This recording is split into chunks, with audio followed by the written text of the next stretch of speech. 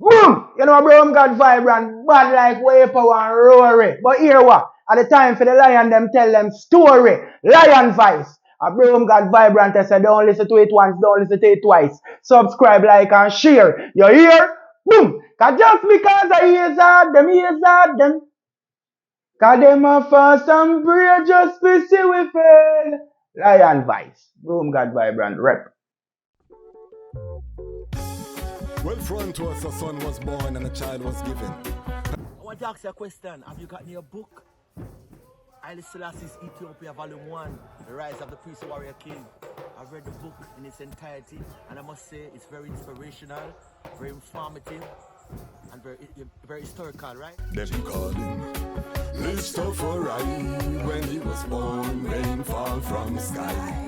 Them call him Rastafari. When he was grown in airplanes he fly.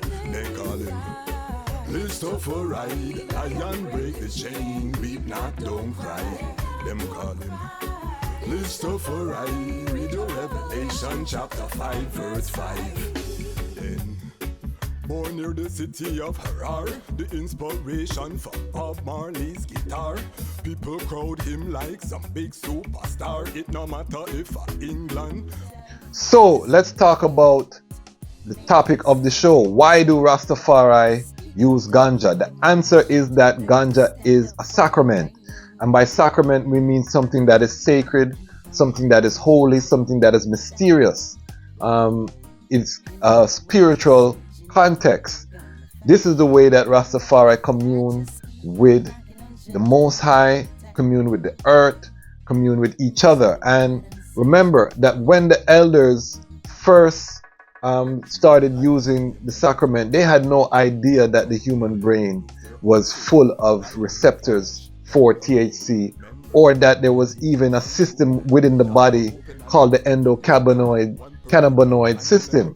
They had no idea that these things existed. And this is why we say our elders did not miss. Everything that they said was proven correct. It was science that later come and show us that these things are indeed part of the reality. So by connecting with this synergistic system, activating that third eye, it puts Rastafari within a spiritual context so that they are able to, think in a prophetic way. So, when the elders again said that Babylon will fall, all of these things that we're seeing now, there are so many utterances that the Rastafari elders made that have been proven correct. These were revelations in large part that were made as a result or in part because of the communion with the holy herb. Now, in the modern time, a lot of brethren and sisters are not using it in a sacramental way. And I attribute this to the use of grabber and the addiction of nicotine that happens when these ones and ones are sprinkling, or crushing out, or rubbing out. So you have that biological need then to smoke like you smoke a cigarette. And when I was a young Ras, you would always give thanks every time a spliff was lighted. You would say a prayer or psalms when the chalice was lit, or some type of prayer. And a lot of these traditions, because one's burning the Bible, one's doing these things, have fallen away. So that sacramental use has been degraded. But we also see that the movement itself and the power, some of it has been degraded. But there are still ones that hold on fast to the sacramental use, and that is the core. And a lot of that would be, again, the Rasta part. This is where Rasta start to break down. Rastafari never left that sacramental use. And I give thanks that in Jamaica, the Dangerous Drugs Act has been amended to allow for the sacramental use of herb, and that the Ministry of Justice is currently in negotiations with the community to recognize spaces throughout the island where Rastafari can use the herb in a sacramental way without fear of persecution by law enforcement. So we'll get into a lot more in the episode. We're just getting started.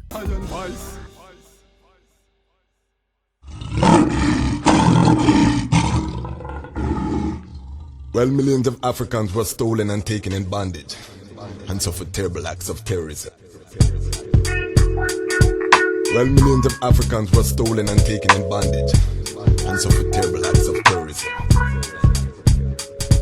Well, it's best that we leave out west, living in this life full of stress. Can't you see the government couldn't care less? Work every day, can't see no progress. So it's best that we leave out the west, living in this life full of stress. Can't you see the government couldn't care less? Work every day, can't see no progress.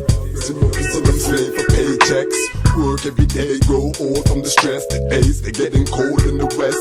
Remember we were bought and sold for gold down in the west. I check in my history and I see the sweat from our back to them country. Black people hungry still for the money. Them a robber, them a steal. Funny cause the slave got the face on the dollar bill for real. Y'all can act like it ain't a big deal, but I got to stand for the black.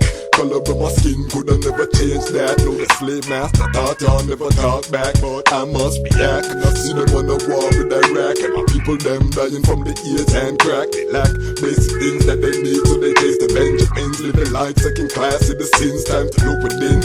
Time for Haile, Selassie, King of Kings, and Ethiopia there from the beginning. Well, ETHIOPIan memories as it was, miss the soul of the people. So it's best that we leave out the west, living in this life full of stress. Can't you see the government couldn't care less? Work every day, can't see no progress. So it's best that we leave out the west, living in this life full of stress. Can't you see the government couldn't care less? Work every day, they still come to arrest. The shores, beautiful faces, take me to the Niger to behold creation. Look at the lions and tigers. Mother Africa, so majestically attired. Crown from her head to her toe with gold and sapphire, platinum, copper, rubber, and manganese. Try to anciently along the ancient seas under the blue now, for sipping my ancient trees.